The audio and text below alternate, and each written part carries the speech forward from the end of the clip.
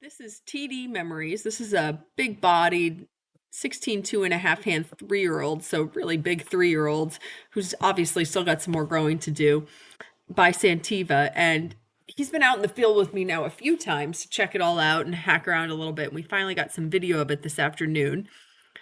And he is just coming along. This horse is just, he is so pleasant. He is such a nice mix of fancy and super attractive, nice moving horse, but also just such a rideable, trainable brain, and certainly a horse who I don't want to brand him as more woe than go because of course there's moments when horses get more excitable or what have you, but even out in the field he was definitely a horse that requires some leg to go on. So very much not a hot, sensitive type of horse.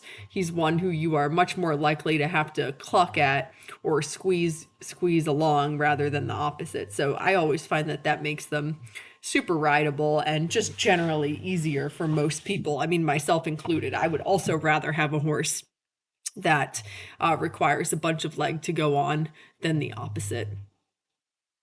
So a couple little changes. I've got him here in a loose ring snaffle, and I actually really like him in the loose ring. I felt like he felt lighter in the loose ring, like really just sort of on my fingertips. Not a lot of managing to keep him in the connection.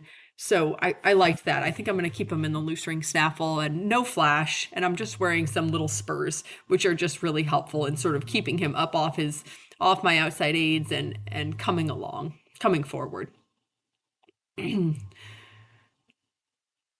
So my fear is always when I'm riding horses in the field about the traffic because the traffic is so loud and I think the traffic is scary. And I have to say that he was fantastic about the traffic. He ignored all of it.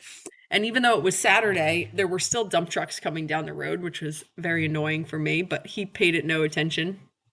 And there were some trucks with trailers coming down the road and he was wonderful. I was noticing it, but he was not. So I couldn't have been happier with him for that, and thank him very much because that's one of my sort of most chicken things is the traffic coming down the road. I'm very spooky about it. So obviously the horse just makes a really beautiful shape, lovely movement. He always has a sort of soft expression on his face, like he's interested, but he's paying attention. He's just sort of happy to be coming along and doing whatever. He's one of those types of horses who's just happy to go with the flow. One thing that I used out in my field, and the point of this ride wasn't to jump, this wasn't a jumping ride, but his canter transitions, he's a little bit confused on the fact that you can just step into the canter, that you don't actually need to do sort of a run-on trot into the canter.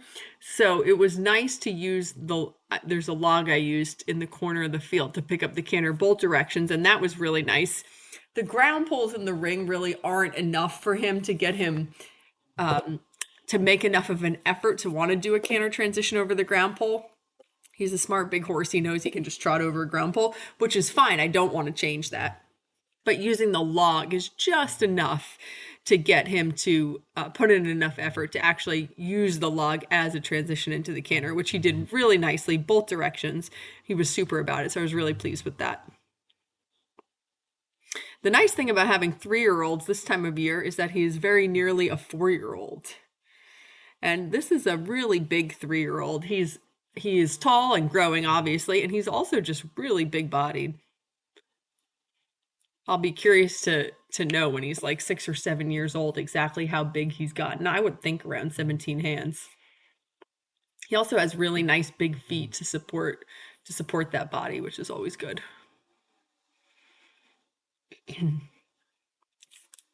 Excuse me. He gave me some really nice steps here at the top of the hill.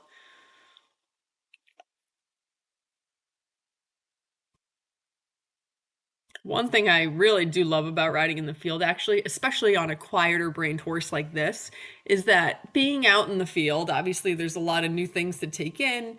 You've got the jumps and things that you haven't seen. There is the traffic.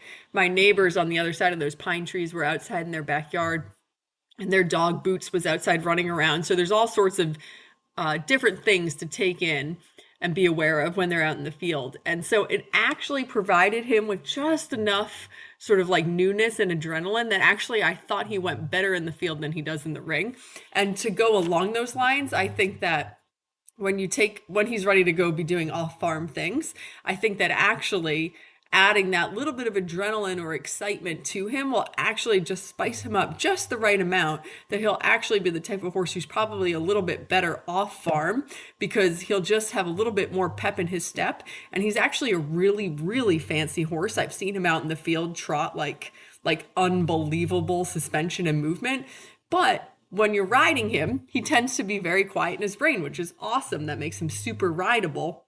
But it also means that he's not really showing the full extent of his athleticism and how he's capable of moving. But, you add the field, you add a field trip or whatever it is, and it just gives them a little bit more excitement, a little bit more pep that actually just lets them show their true fanciness and athleticism.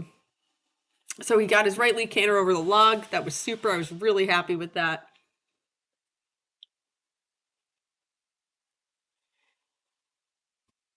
He felt very relaxed to be in the canter, likewise in the trot.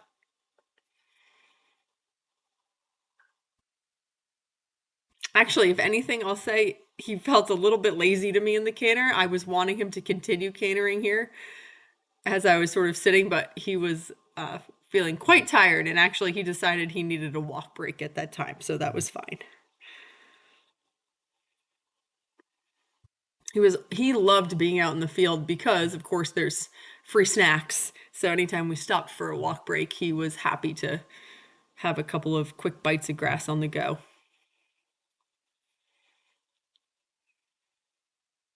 And I'm obsessed with walking over things. So of course if we're going to take a walk break, we're also going to be walking over logs.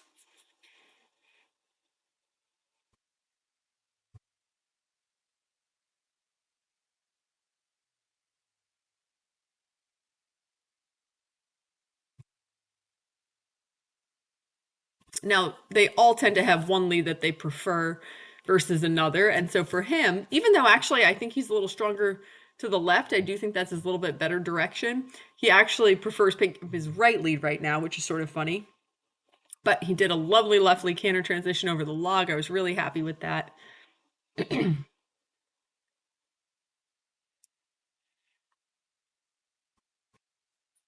And I knew he was getting pretty tired. He was like, I was having to squeeze up at the top of this hill. He was saying he needed another walk break. Actually, he gave me some really nice balanced rhythmic canter here. And then of course, especially with the young, big growthy horses, this part is hard here because this is the downhill slope of the hill. He did pretty well. He's a very sure-footed horse. So I was thrilled with him. He was excellent.